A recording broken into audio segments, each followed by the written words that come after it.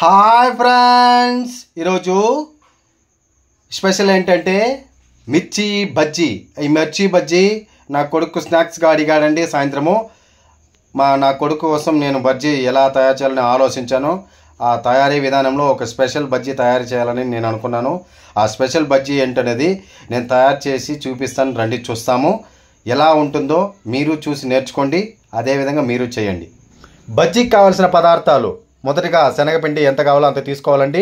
ఎందుకంటే బజ్జీకి మనం ఎన్ని బజ్జీలు వేస్తామనేది దాని ప్రకారము మనము పిండి తీసుకోవాలి. ఆ తర్వాత మిరప్పొడి కొంచెం దాని తగిన విధంగా కారం వేసుకోవాలి. దాని తర్వాత సాల్ట్ సరిపడేంత ఒక సాల్ట్ వేసుకోవాలండి. ఎందుకంటే మనం ఎంత పిండి కలుపుతామో దానికి తగిన విధంగానే సాల్ట్ వేసుకోవాలి. ఆ తర్వాత వామ్ వేసుకోవాలి. వామ్ ఈ విధంగా చేతిలో వేసుకుని 2 చేతుల్లో నలిపేసి వేసుకోవాలండి. ఇది జీర్ణశక్తి బాగా అవుతుంది.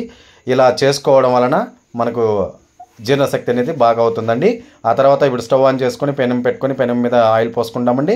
ఆయిల్ వేడెక్కిన తర్వాత మళ్ళీ బజ్జీలకి ముందుగా పిండి తయారు చేసుకున్నాం కదా, ఆ పిండిని ఇప్పుడు కలుపుకుందాం. నీళ్ళు ఎలా కలుపుకోవాలో, ఎలా కలుపుకుంటే పిండి అంత బాగా వస్తుందో అనేది చూపిస్తాను. రండి చూడండి. కలుపుకునేది ప్రాసెస్ చూసినారు కదా. ఒక 1/4 గ్లాసు నీళ్ళు పోసి ఫస్ట్ కలుపుకోవాలండి. ఆ తర్వాత చిలుక క్షేమమా కులుక కుశలమా, చిలుక క్షేమమా కులుక కుశలమా, తెలుపమా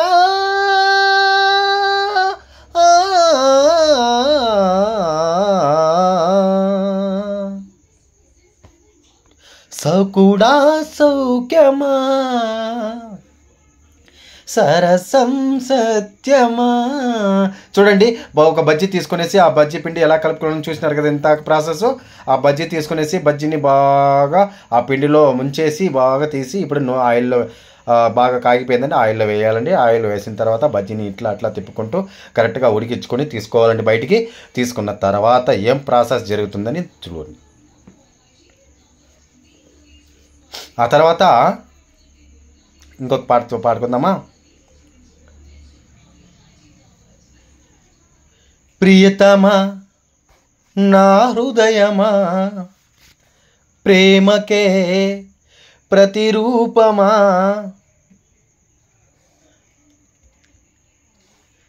అలా పాటలు పాడుకుంటూ ఉంటే బజ్జీ రెడీ అయిపోయింది. చూడండి, 4 బజ్జీలు రెడీ అయిపోయింది కదా. ఈ 4 బజ్జీలు ఏ విధంగా మనం స్పెషల్ బజ్జీగా చేస్తానని ముందుగా చెప్పాను, అదేవిధంగా ఇప్పుడు స్పెషల్ బజ్జీ ఏంటనేది చూపిస్తాను. చూడండి, 4 బజ్జీలని ఒక బజ్జీని సగానికి కట్ చేసుకోవాలి.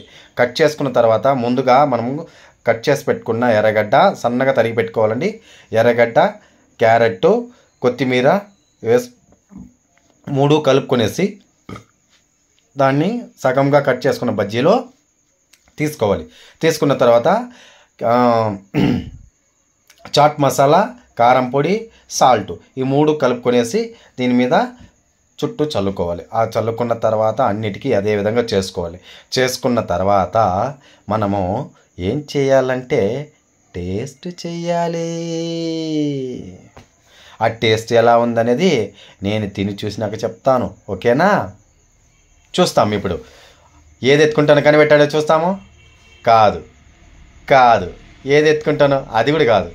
అది ఇప్పుడు తీసుకొని ఒకటి చూడండి మెల్లగా, ఆహా,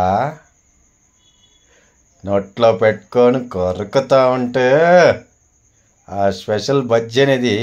ఇలాంటి బజ్జీలు నేను ఎక్కడ హోటల్లో చూసి ఉంటానండి. ఆల్మోస్ట్ వాళ్ళు ఎక్కడో రేర్ ఇలాంటి బజ్జీలు కనిపించేది.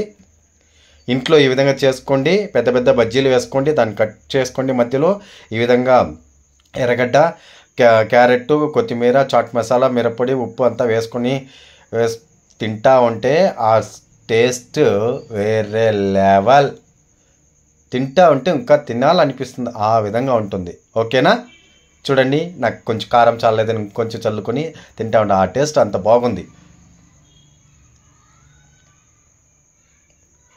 చూశారు కదా ఎలా ఉందనేది. నేను తినే యాంగిల్లోనే మీకు తెలిసిపోయి ఉంటుంది. ఇప్పుడు కాసేపు చూస్తే డ్యాన్స్ కూడా వేయచ్చు. అంత గమ్మత్తుగా ఉంది, అంత బాగుంది. నేను రెడీ అన్నట్టుంది, తినడానికి నేను రెడీ. చూడండి, ఇలా చేసుకొని తింటే ఎవడైనా తినాల్సిందే, ఎన్ని కావాలని అన్ని తినాల్సిందే. అంత సూపర్గా చూడండి. డ్యాన్స్ కూడా వచ్చింది కదా నాకు. అలా ఉంటుందండి లైఫ్లో. మనం ఏమీ ఎత్తుకొని పోయేది లేదు. ఉన్నన్న రోజులు సంతోషంగా ఉండాలి. ఉన్నన్న రోజులు కడుపుకి ద్రోహం చేయకూడదు. మంచిగా